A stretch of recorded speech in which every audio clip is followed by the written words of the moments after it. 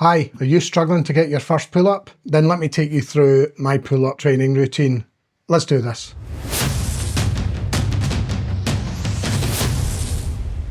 Hi, I've been climbing for over 10 years, and in those 10 years I've not been able to do a pull-up. It's always something that I've wanted to do, and it's something that I've been training fairly heavily this year. I'm Gordon, Fat Old Climber, and this channel is plotting my progress as a mediocre climber as I try and improve my climbing, lose weight, and reach my target of climbing a 7A, which I think is a V5. 6? I never remember. So, first off, why do I want to do pull-ups?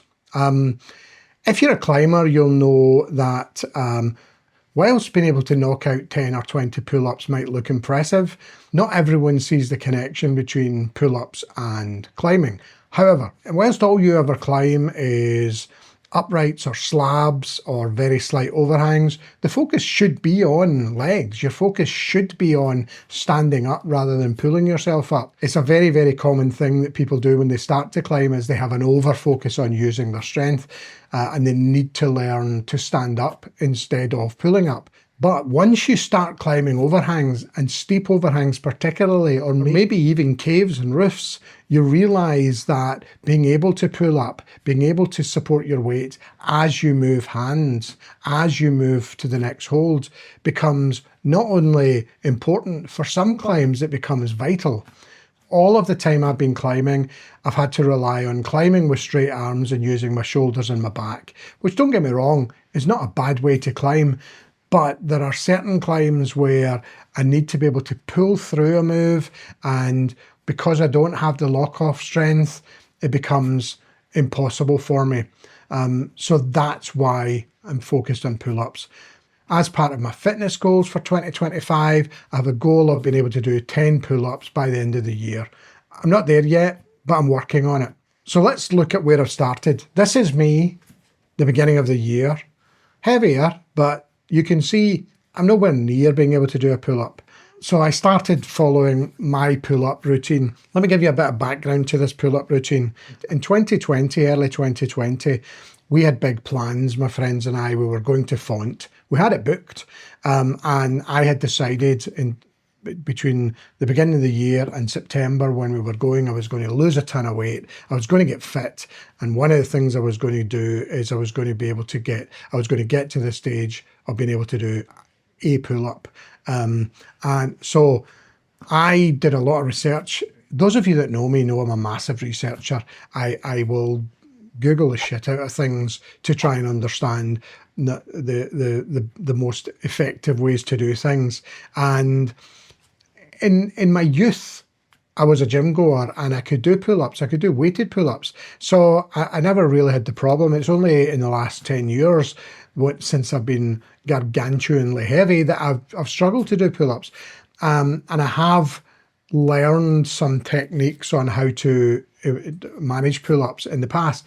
So when I looked into it, there was quite a few different ways, quite a few different approaches, and using a lot of information from various sources, I put together what was lovingly called Pull-Up Club. It got called Pull-Up Club because before we really started kicking it in, the pandemic hit and lockdown hit, and what we decided we'd do is we would meet online 2 or 3 times a week and do Pull-Up Club. There was 3 or 4 of us, I think, and I didn't really stick to it, but the pandemic was not a great time, so let's forget about that. But let me take you through the process. The process involved primarily negatives. I'll talk about why in a minute. So the process basically started at warming up the shoulders by doing shrugs. A shrug, or scapula pull-up, is basically where you're focused entirely on using your scapula or the top of your back to move or to start off the process of a pull-up. It's something that my understanding is that men find easier than women, and I think that's due to the fact that men typically have a broader back in relation to the rest of their body. The balance is that typically women find it easier to do the top half of a pull-up than men. I'm talking about men and women who don't do pull-ups can't do pull-ups, obviously. So we start off with shrugs, and it's 3 sets of 8, and then we start doing negatives. Negatives are depending on your fitness level, and for me it was stepping up to chin above the bar and then trying to lower myself through the full range of motion in control. When I first started, I couldn't do that. I kind of dropped like a stone, and basically over time what I was trying to do was catch myself. And again, we do 3 sets of 8 of negatives. And then lastly is lock-offs, and we do 3 lock-offs, 1 at the top, chin above the bar, 1 with your arms at 90 degrees, and 1 in just beyond shrugs. Where shrugs should have your arms straight, slightly bent arms, and you would do top, middle, bottom twice. And that was it.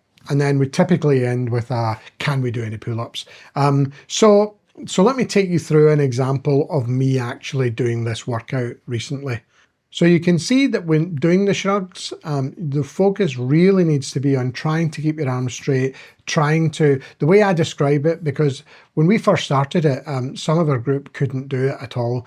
The way I learned it, the way I think of it is try and focus on getting your shoulders away from your ears. You start off in full dead hang and then try and get your shoulders away from your ears. And what that's basically doing is your scapulas are pulling together using your rhomboids more. And that's a fantastic exercise, because what it's basically doing is it's the start of the pull-up. Now, I was always amazed by Shona Coxey. Shona Coxey was world champion, excellent British climber. I always remember seeing a video of her doing pull-ups, and you can see it's almost like it's 2 separate movements. So then with eccentrics, this was me at the beginning of the year, and you can see that basically I'm dropping like a stone and I'm trying to catch it as much as I can. And the whole thing of this is effort. The whole thing of this is trying. And over time, what I was basically trying to do was catch myself earlier and earlier, and that was a good measure to me of progress. But I'll fast forward to how I do the workout now, and you can see that I'm actually managing to lower for a good 3 count. Last month I was managing to do sets of 4 or 5, and last week I managed for the first time to do the full 8, but I suffered for it after when I was doing lock-offs. So where I'm aiming for is to be able to do 3 sets of 8 with a slow count of 5, and then lock-offs. This was me a few months ago. You can see at the top I have nothing, but I was okay at 90 degrees, and my best was in the lower position. And then most recently, you can see I can actually hold myself at the top now. So that's the process. Let me talk briefly about the use of bands versus not bands, because that's one of, I find, the most common piece of advice I get if I'm at the gym or if at the climbing gym trying to do my pull-up routine. When people who can climb, when people see me struggling to lower myself, they say, use bands. Have you tried using bands? Like it's never occurred to me. Let me explain why I don't use bands. Maybe 8-9 years ago, I started doing P90X, and one of the workouts in P90X had a lot of pull-ups in it, and I used bands.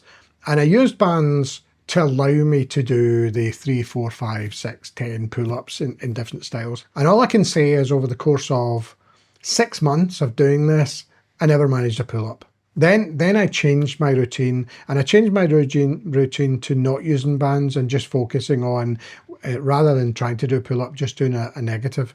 And within 6 weeks, I managed my first pull-up. So I think the science behind it is when you use bands, most people use a strong enough band to be able to pull themselves up. My understanding is the difference between the pull-up phase and the lower down phase. If you can get a controlled lower, there's actually a lot more strength being developed.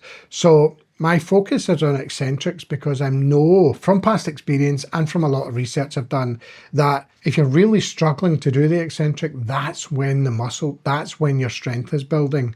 So even although I couldn't manage it, it didn't take long for me for that to improve. Now, what I would say is if you can't lower yourself at all and you're dropping like a stone, then maybe use bands, but only use a strong enough band to be able to lower yourself. Don't use a band strong enough that you can do a pull-up. You want to be struggling. You want this to be hard. You want this to be tough. When I get to the stage that I can do 3 sets of 8 over a 5 count, my plan won't be to stop doing negatives. My plan will be to start doing negatives with added weight, because I know that that's when most strength is building. So this is me trying to do a pull-up at the beginning of the year. And this is where I am now. I don't have it on film, but I can actually do 2 in a row. So not only can I do a pull-up, I can lock off at the top. Now, a lot of people might say that the only difference is the fact that I've lost weight. And I have lost weight. I've lost about 15 kilos in between the beginning of the year and now. But there's a lot bigger difference than 15 kilos. And I can definitely feel that my pull-ups are getting stronger and stronger. So I'm confident about being able to get 10 kilos by the end of the month. I find that the subject of pull-ups is an interesting one. It's one of those subjects that when you speak to young, fit, typically male climbers and they see you trying to do pull-ups, they're like, why are you trying to do pull-ups? And they're not interested because they can basically do pull-ups and they don't have to struggle. So when they're climbing, it's not an issue. It's not an issue for them to stay close to the wall on a ceiling. For me, it's an issue. And for most people, it's an issue. A large percentage of people who climb can't do a pull-up. And it's one of those things. Last week, we talked about finger strength and we talked about doing some hangboard training. I'll put a link to that video in the description if you haven't seen it. And pull-ups is another one of those things.